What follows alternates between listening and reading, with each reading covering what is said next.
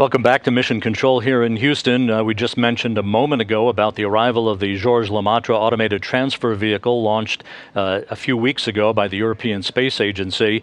One of the items that is in the ATV awaiting transfer and set up for scientific research is a very unique and novel experiment called Haptics One.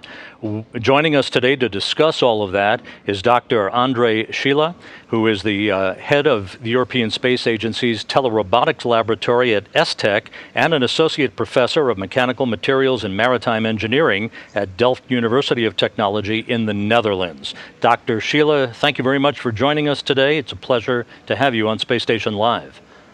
Thank you, Rob Naviers. Thank you for inviting me.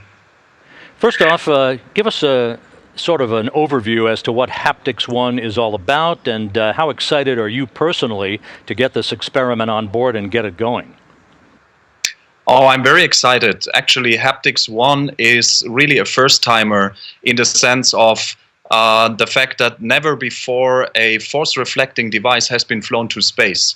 So we have been given the opportunity at my laboratory to build a force-reflecting joystick that would find its way up to the station and allow crew in the future to control robotic systems on the planet of Earth from the orbiting station. And you're seeing here a first test run that we did with some of the astronauts, Alexander Gerst and Barry Wilmore, during the ground training sessions. So that is a joystick similar to a normal gaming joystick that you would imagine, but very highly advanced. It includes a real-time computer. It includes some very high sensitivity force sensors in there that allows to actually perform position and force tasks by humans. Haptics One also has a tablet PC, and we implemented a revolutionary new approach on how to actually do crew-guided procedures. You're seeing here Barry Wilmore during the BDC runs, how he actually tracks an experiment, and the tablet PC actually guides the astronaut entirely through the experiment. So it is very similar to your usual iPhone that you have and an app that actually controls you automatically through all the menu items. And for space, this is pretty unique, and it sets the path for novel control stations in the future to come in order to allow astronauts to really interact intuitively with robotic systems on planetary surface or also outside the space station. Dr. Andrei Shila, the principal investigator of the Haptics One experiment, joining us today. Dr. Shila, what prompted your desire to develop such a novel and unique experiment? Oh, actually, there are two really basic needs that we had. One was really a practical one. My laboratory has been tasked to conceive a more advanced robotic control station in the future, allowing to control complex robotic systems in the years to come. And in this frame, we will design an exoskeleton controller. So we decided it would be good to have a first test of the technology to actually implement on the station to run through the entire processes of verification, safety, medical certification.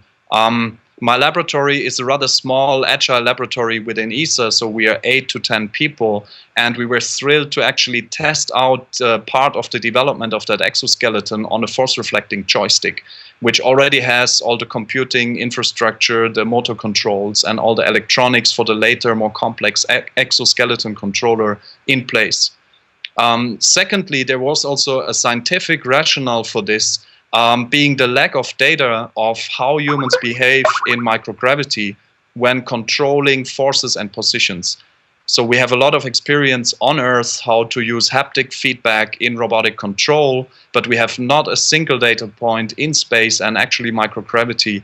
So we wanted to understand the principal mechanisms on how this works in a microgravity environment. When are we expected to see Haptics One up and running? Currently, the planning is to take place around 28 and 29 of September by Alexander Gerst, the ESA astronaut, who will be the first crew member to execute that set of protocols.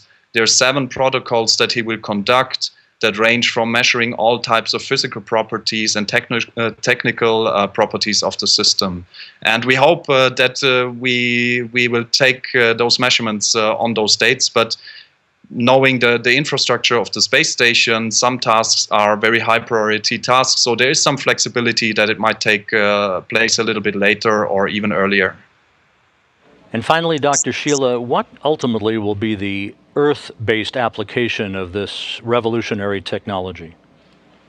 Well, in Earth, there are a lot of applications. Basically, any application that requires tasks to be carried out in places where humans shouldn't be.